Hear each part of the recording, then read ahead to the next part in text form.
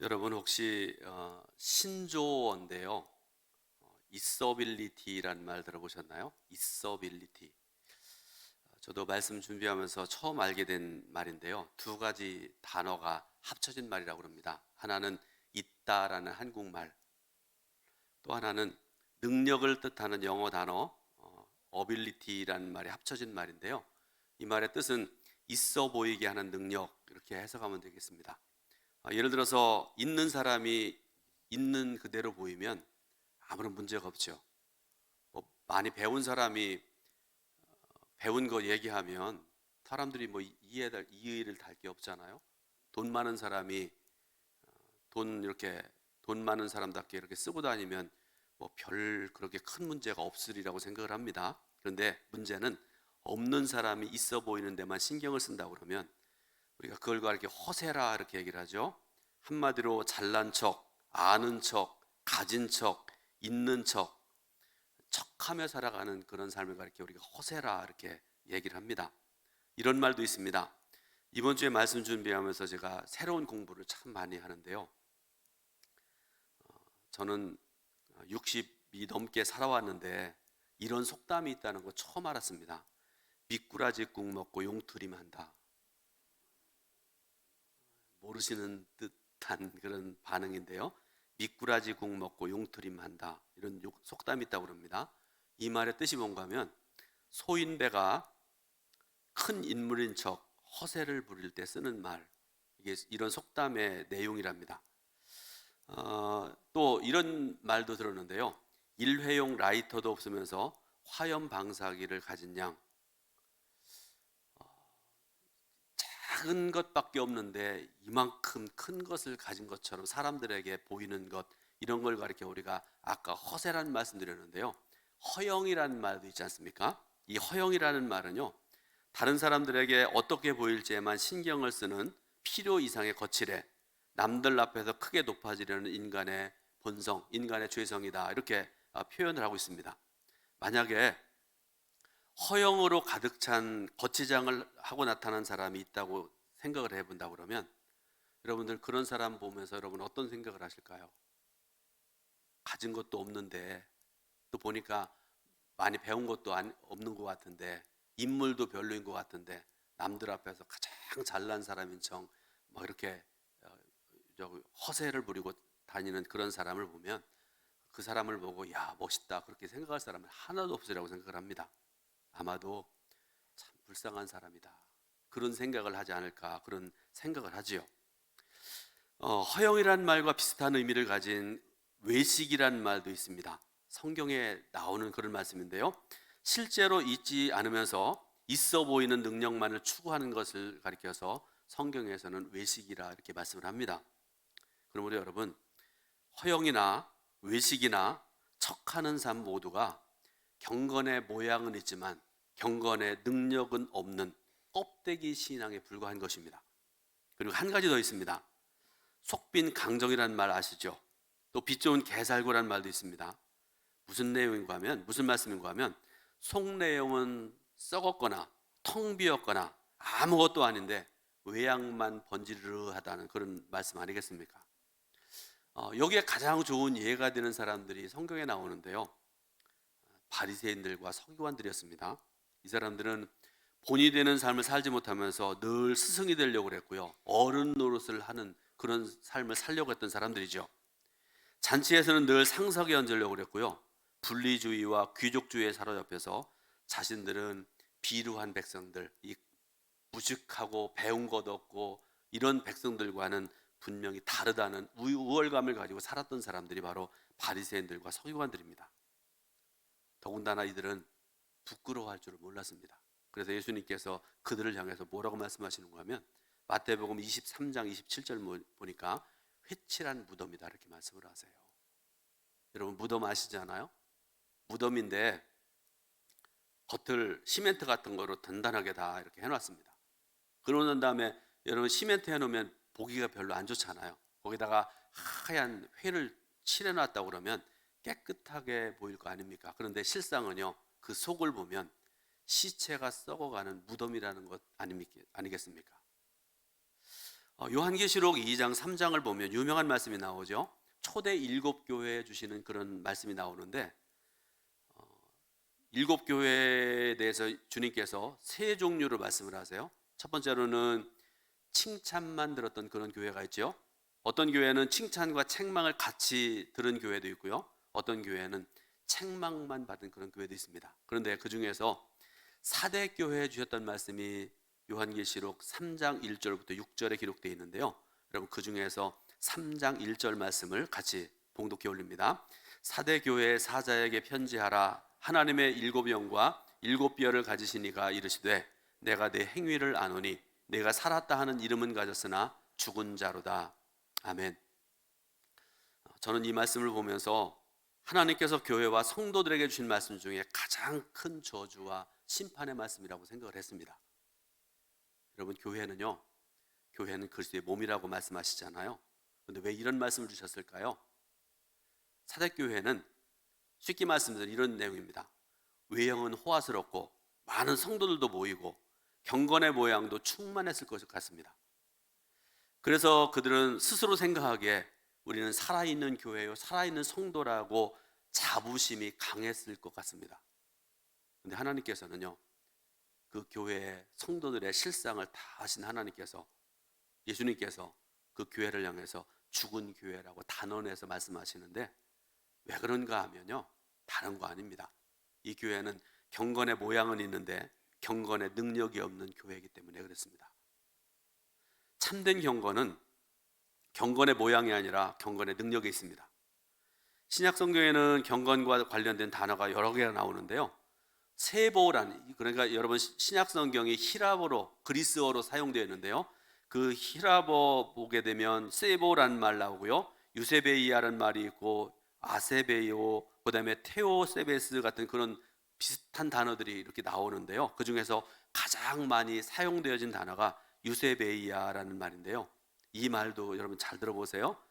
좋은 혹은 잘이라는 뜻의 접두어 유란 말, 그다음에 또 하나 경외하는 마음으로 신성한 존재 앞에 섰다라는 뜻의 세베야라는 말이 합쳐진 그런 말입니다. 다시 말씀드려서 이 말씀의 뜻은 일상의 삶 전체를 예배하는 마음과 헌신으로 살아가는 것을 가리키는 말입니다.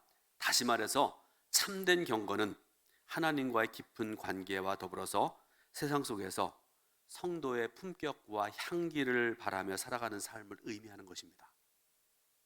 사도 바울은 갈라디아서 5장 16절에서 너희는 성령을 따라 행하라 그리하면 육체의 욕심을 이루지 아니하리라 이렇게 말씀을 하셨습니다. 그리고 갈라디아서 5장 22절부터 23절에 유명한 말씀이 기록되어 있는데요. 성령의 9가지 열매에 대해서 말씀을 하고 계시죠.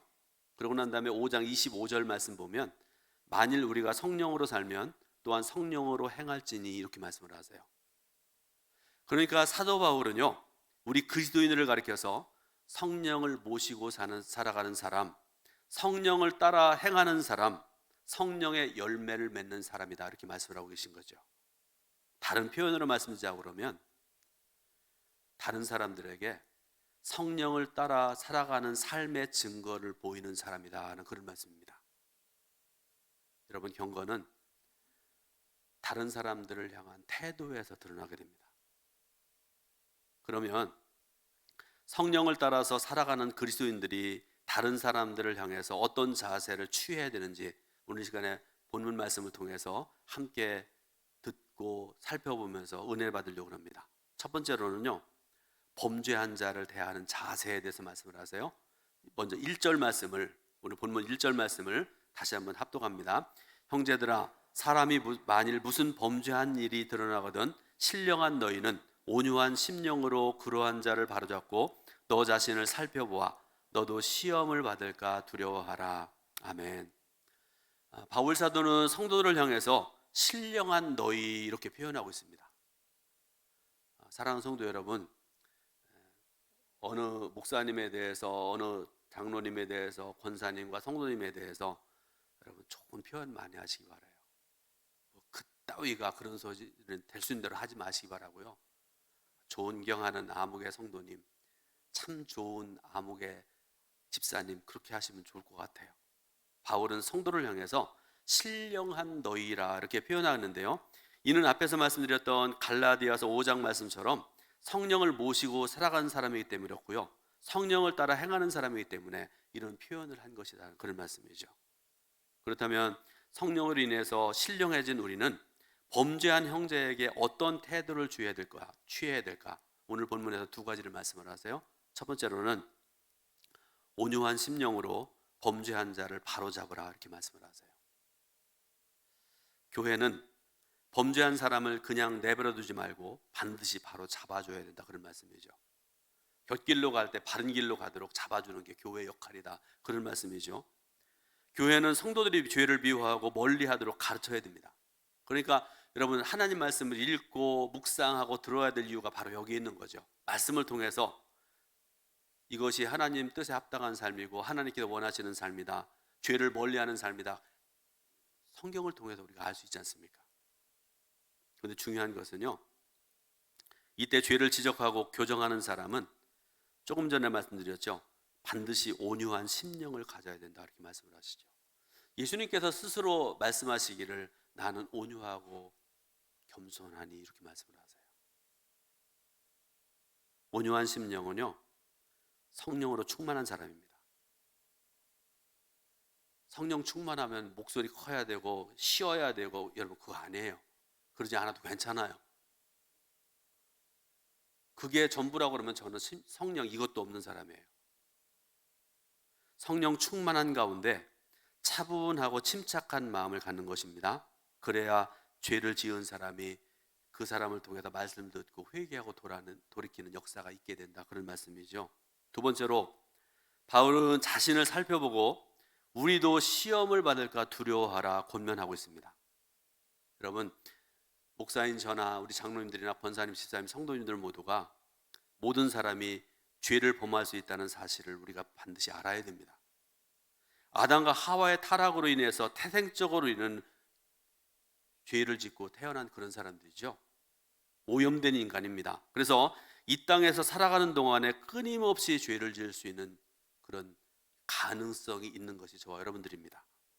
그러므로 여러분 죄의 가능성에서 자신을 배제시키지 말길 바랍니다. 이 사람이 죄를 지었으면 나도 저런 죄를 지을 수 있다는 그런 생각을 가져야 되는데요. 그렇지만 죄를 지지 말아야 되겠죠. 죄를 멀리하라고 가르치는 목사인 저나 수십 년 동안 신실함으로 신앙생활 해오신 장로님과 권사님들도 여기에서 예외가 될 수가 없습니다. 다른 형제와 자매가 죄를 지을 때 그 다음에 주신 말씀이 자신을 주의 깊게 살펴봐라 이렇게 말씀을 하세요. 그래서 자신에게는 그런 문제가 없는지 점검하는 그런 계기로 삼아야 된다 그런 말씀이죠. 두 번째로 어려움을 겪는 자를 대하는 자세에 대해서 2절 3절에서 말씀을 하십니다. 자, 본문 2절 3절 말씀을 합독합니다. 너희가 짐을 서로 지라 그리하여 그리스도의 법을 성취하라. 만일 누가 아무것도 되지 못하고 된 줄로 생각하면 스스로 속임이라. 아멘. 말씀 중에 짐이란 말이 나오는데요. 1절과 관련되는 그런 말씀인데 성도가 죄와 싸울 때 겪는 어려움과 더불어 범죄로 얻게 되는 고통을 의미하는 그런 말입니다. 그리고 나아가서 이 짐은 사람들이 겪는 모든 종류의 어려움을 포괄하는 그런 말이기도 합니다. 우리는 형제 자매가 무거운 짐을 진 것을 못 본 채 하지 말아야 됩니다. 그의 고통을 덜어주기 위해서 작은 노력이라도 해야 됩니다. 중보기도 하든지 상담을 해서 그의 어려움을 듣고 함께 안아주고 또 어떤 경우에는 함께 울어주고. 어떤 사람은 이런 사람들이 있습니다. 예수님께서 수고하고 무거운 짐진 자들아 다 내게로 오라 내가 너희를 쉬게 하리라 이렇게 말씀하셨으니까 인생의 무거운 짐을 예수님께 맡겨드려야 되는 게 아니냐. 말인즉슨 오라요. 그렇지만 여러분 다른 말씀을 여러분들 드리자고 그러면 주님께서 우리의 무거운 짐을 맡겨드리는 방법 중에 하나가 주님 때문에 형제가 다른 성도를 대신해서 짐을 져주는 것입니다. 여러분 혹시 예수님께서 십자가 지고 골고다 언덕길을 올라가실 때 여러분 영화에 나오는 유명한 이야기 있잖아요. 성경에도 나오는 말씀이기도 하고 그런데요. 구레네 시몬 여러분 아시죠? 예수님께서 십자가 지고 쓰러지시고 그러니까 구레네 시몬이 대신 지고 올라가잖아요. 그거 생각해 보시면 될 것 같습니다. 그래서 성경에서 말씀하시는 것처럼 성도가 서로 짐으로써 그리스도의 법을 성취할 수가 있다, 이렇게 말씀을 하고 계십니다. 자, 이어서 3절 말씀을 보게 되면 바울은 교만하지 말고 겸손해야 된다, 이렇게 말씀을 하십니다. 성경에 수도 없이 반복해서 주신 말씀이 교만하지 말아야 된다, 겸손해야 된다, 이렇게 말씀을 하십니다. 이 말씀은 앞의 구절과 관련해서 우리가 다른 사람의 짐을 나누어 주려면 교만하지 말고 겸손해야 된다는 그런 말씀인데, 여러분 한번 가만히 생각을 해보시기 바랍니다. 교만한 사람이 다른 사람의 짐을 지어지는 거 보셨어요? 절대로 그럴 수 없습니다. 교만한 사람은 항상 위에서 아래를 쳐다봐요. 부족한 사람이 있으면 저 사람은 저것밖에 안 되나, 죄를 짓고 살아간 사람이 있으면 저 인간은 어떻게 죄만 짓고 살아가나, 항상 그러죠. 판단하고 정죄하고 살아간 사람들이 교만한 사람의 특징입니다.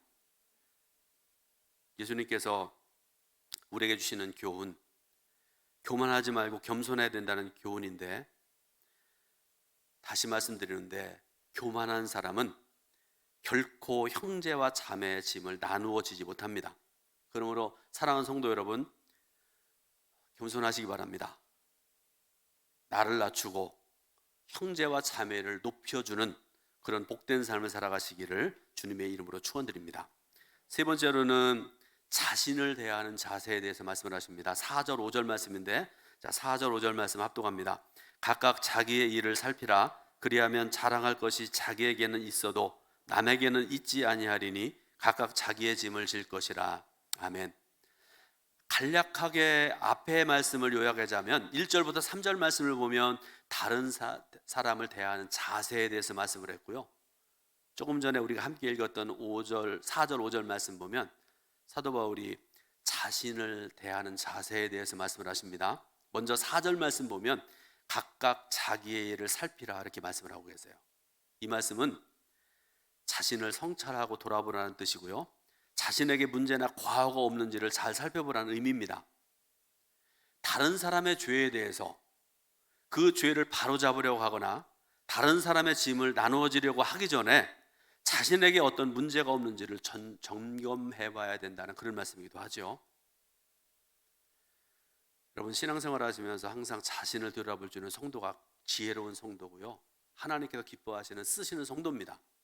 그래서 여러분, 기도하실 때 이런 기도 많이 하시기 바라요. 하나님, 저에게 성령 충만함이 있는 저에게 알게 하시기 원합니다.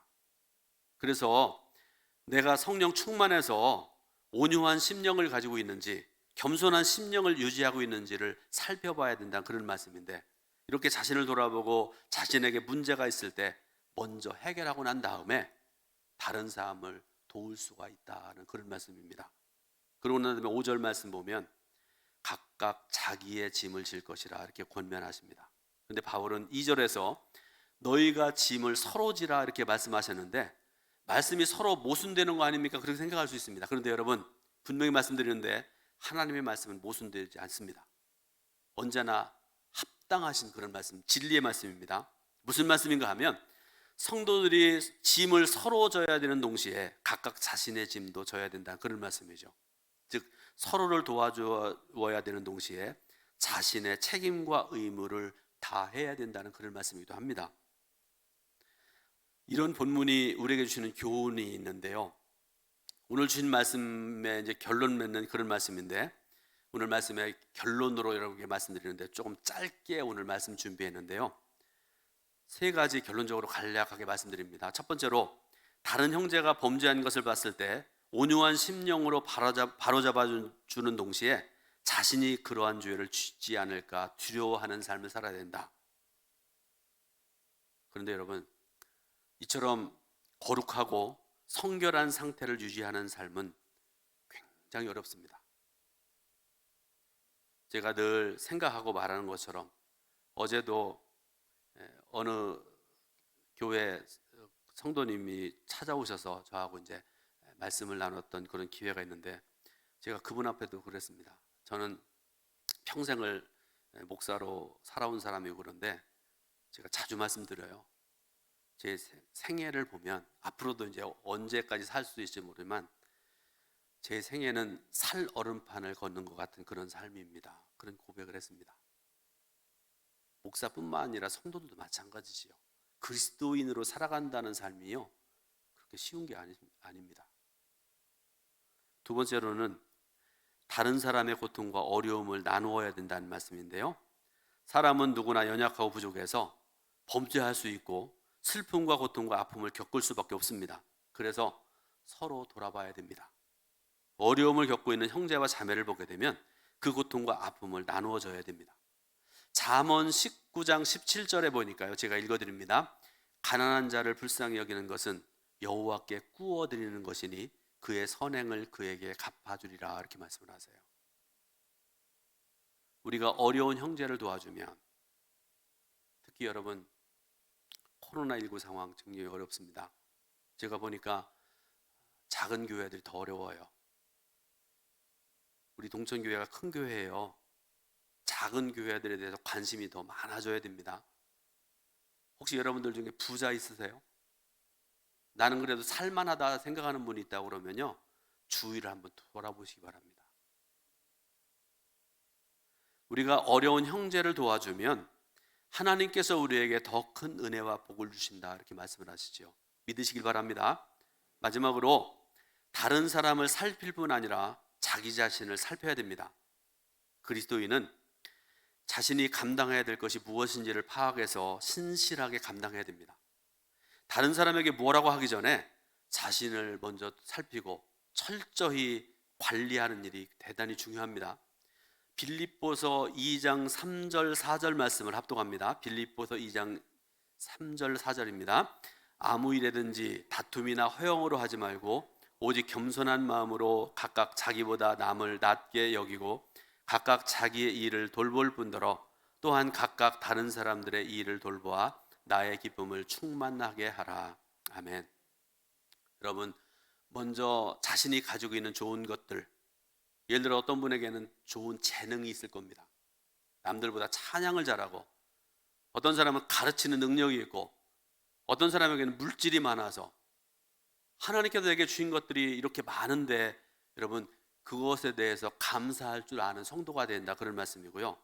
그리고 또 하나, 그것들을 가지고 다른 사람들을 도와줄 수 있는 자가 되어야 된다, 그런 말씀입니다. 그렇게 하는 것이 성령을 따라 행하는 사람이고 경건한 성도의 자세고 삶의 모습입니다. 오늘 예배드리는 성도 여러분 모두가 이런 성도가 되시고 하나님의 영광을 아름답게 드러내시기를 주님의 이름으로 축원드립니다. 기도하겠습니다. 하나님 감사드립니다. 귀한 주일을 가신 하나님, 이 시간에도 예배드리게 하셔서 또 생명과 진리의 말씀을 저희들 듣게 하셔서 감사드립니다. 하나님께서 원하시고 기뻐하시는 성도로서 구별되고 아름다운 삶을 살게 하시고 오직 하나님께 온전히 영광 돌리는 우리 동천교회 성도들 되게 인도하여 주옵소서. 예수 그리스도의 이름으로 기도드립니다. 아멘.